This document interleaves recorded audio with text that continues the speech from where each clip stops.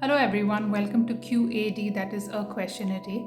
In this series, I'm going to be picking a question from the list of questions you've asked me and answering them every day. If you would like to ask me a question, post it below this video as a comment or DM me and I'll pick your question for an upcoming video. So today's question is from Mahima.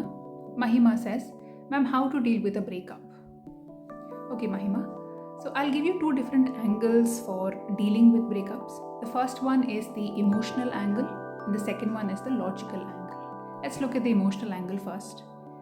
Many a times when we go through things like breakup, it's very painful.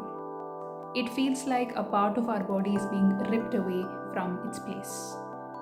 And a lot of the consolation we receive from others or from our own selves is don't worry about it, don't think about it, move on from it. There's no point in lingering in that feeling and all of those things. We say these things thinking that it will help us move on. But the truth is, these are just words. And what you actually need at this point is for you to weep it out, cry it out, emotionally express it. Otherwise, what ends up happening is you suppress it so deep within you that it comes out a few years later unnecessarily. So my suggestion to you is, see if you can either find a good friend or someone in your family, if they're okay with it, some person with whom you can just sit and cry. If you're not able to find anyone, it's fine. In your own room, just lock the door, sit comfortably, hold a pillow with yourself, see if you can just grieve it out. It will definitely help you in terms of the heaviness that you might be feeling. Yeah, so take some time to actually let out everything that you're thinking, feeling. If you want to write something, you can go ahead.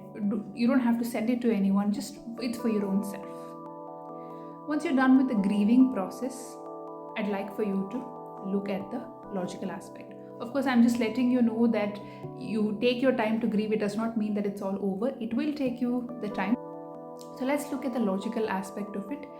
By logical aspect, I mean, how do you think about this relationship that you had going forward? The first thing you can consider doing is, because this relationship no longer exists in your life, see if you can get rid of any reminders of the past. It could be anything on social media, it could be messages, it could be gifts, anything that reminds you of this person. See if you can get rid of it. You don't need these reminders. You can unfriend this person on social media and see if you can cleanse your space of this energy. That's the first thing. The second aspect of the logical side is, see if there is a lesson that you can learn from this relationship. Whenever you get thoughts of the past, I don't want you to say, I won't think about it. The reason it's coming to you is because there's something you need to learn from this relationship. If you didn't have a lesson, the relationship would have continued. I'll give you an example. Now, coaches of football or any games or any performance, let's say like Bharatanatyam, any dance or theatre, what people do is they record the performance and then they watch it later. Let's say it's a football match and this team lost it.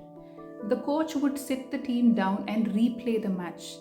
The replaying is not to make the team feel bad, to call names and as to who made the team lose or to blame them to make them feel bad. The point of rewatching the game is for the team to take some lesson out of it.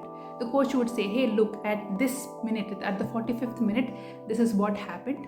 This could have gone this way for the team to win. So next time, remember it. Once the team has learned the lesson, the coach is going to take the tape and put it in the archives to never revisit again, perhaps. Similarly, when you have thoughts about this previous relationship, see if you can pick out a lesson from here that will be helpful for you in your future relationships. Maybe one of the lessons is this person with whom you were in a relationship did not want to commit, and that's the reason why you broke up. So in the future, when you have a relationship, you're going to first have this conversation with this person to say, hey, listen, I actually want a committed relationship. Are you okay with that?